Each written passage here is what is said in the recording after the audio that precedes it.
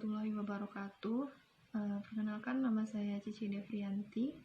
Di sini saya akan menjelaskan tentang perencanaan strategi komunikasi persuasif, yang mana saya mengambil salah satu tema, yaitu masyarakat di desa saya takut divaksin karena terpengaruh dari berita hoaks. Yang mana di sini saya akan mempresentasikan perencanaan yang dilakukan oleh aparat desa di tempat saya tinggal agar masyarakat desa mau divaksinasi. Vaksin ini merupakan suatu kewajiban bagi seluruh umat di dunia untuk menanggulangi tersebarnya virus COVID-19 ini. Bagaimana yang di Indonesia telah ditetapkan oleh Kemenkes, yaitu dalam Peraturan Menteri Kesehatan Republik Indonesia Nomor 18 Tahun 2021 tentang perubahan atas Peraturan Menteri Kesehatan Nomor 10 Tahun 2021 tentang pelaksanaan vaksinasi dalam rangka penanggulangan pandemi coronavirus disease 2019 atau COVID-19.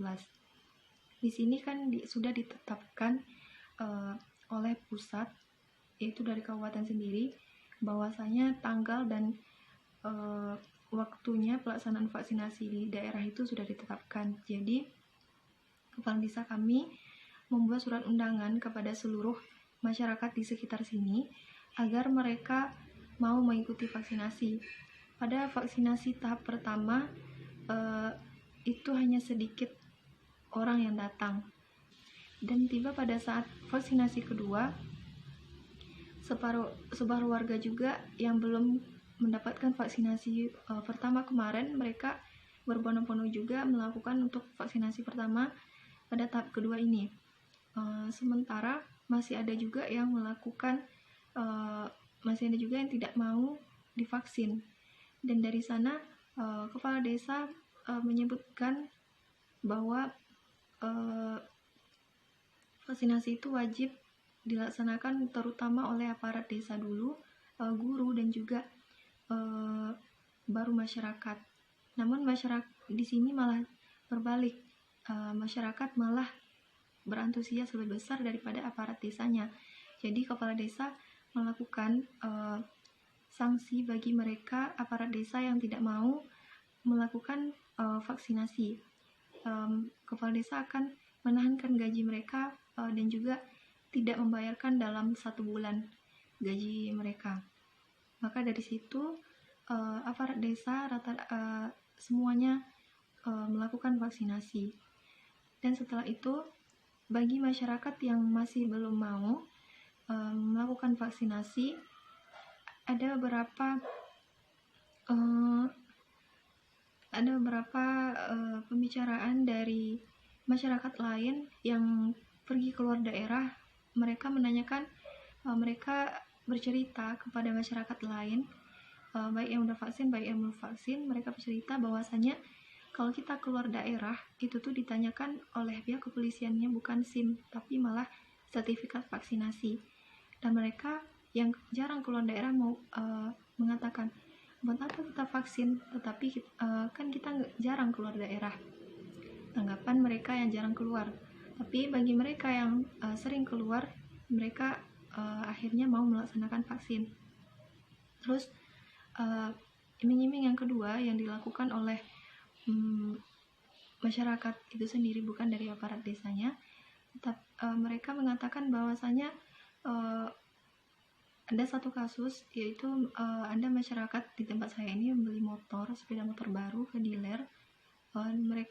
Orang dealer ini menanyakan, ada sertifikat vaksin, Bu, dan ibu tersebut menyerahkan sertifikat vaksin yang pertama, dan orang dealer tersebut memberikan diskon yaitu sebesar 100.000 kepada ibu tadi yang membeli sepeda motor tadi. Dan ibu tersebut bercerita lagi kepada masyarakat di desa saya, dan dari situ mereka juga merasa percaya bahwasanya vaksin ini memberikan banyak keuntungan. Terus yang terakhir, kepala desa juga mengakali bahwasanya bagi yang tidak vaksin dan dia mendapatkan bansos, maka bansosnya itu tersebut dihentikan dan dicoret namanya dan diganti dengan nama orang yang sudah vaksin. Dari situ mereka berbondong-bondong lah melakukan vaksin, minimal 1 kakak lah dalam keluarga tersebut. Tapi makin lama makin kesini mereka menyadari mungkin bahwasanya vaksin ini wajib bagi mereka yang sering keluar daerah. Mereka selalu mengupayakan untuk divaksin. Dan dari perencanaan ini bisa dikatakan bahwasanya masyarakat di desa saya lebih percaya dengan kata-kata atau dengan omongan-omongan dari masyarakat sesama dia daripada yang dikatakan oleh pemerintah, karena mereka takut dari penyebaran berita hoax yang telah didapat. Misalnya ada yang membuat berita vaksin ini ada yang mengalami lumpuh dan ada yang mengalami bahkan kematian, bahwasanya itu tidak benar. Dan mereka yang telah melakukan vaksin, mereka hanya merasakan nyeri 3 hari pada lengannya dan juga demam selama 3 hari. Setelah itu mereka bisa beraktivitas sehari-hari. Dan bagi mereka yang belum vaksin, alhamdulillah sekarang hampir sudah 100% yang sudah vaksin, dan yang belum vaksin itu hanya beberapa orang, dan itu karena mereka mengalami gangguan kesehatan dan kondisinya tidak bisa divaksin.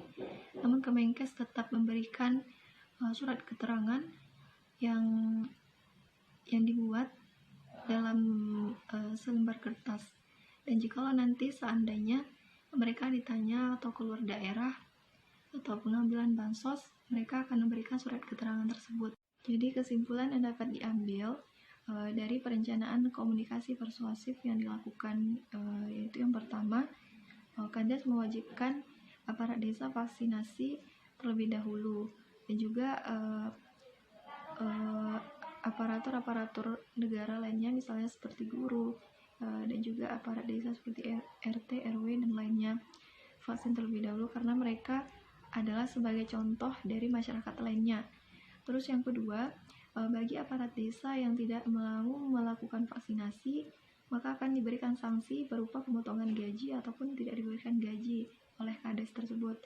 Yang ketiga, ada kesadaran dari masyarakat itu sendiri bahwasanya mereka merasakan kemudahan yang dirasakan setelah vaksin. Misalnya mereka pergi keluar daerah, mereka tidak kena razia lagi yang ditanyakan oleh polisi. Vaksin, mereka bisa lewat dan tidak terhalang karena vaksinasi tadi.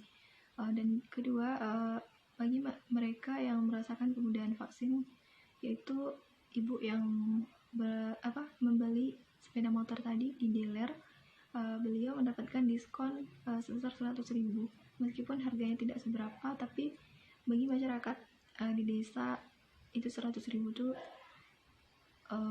lumayan untuk harga diskonnya. Terus yang terakhir yaitu berita hoax yang didapat ataupun didengar ataupun yang mereka nampak itu tuh tidak benar. Sekian yang dapat saya sampaikan, lebih dan kurang saya mohon maaf. Saya akhiri dengan wassalamualaikum warahmatullahi wabarakatuh.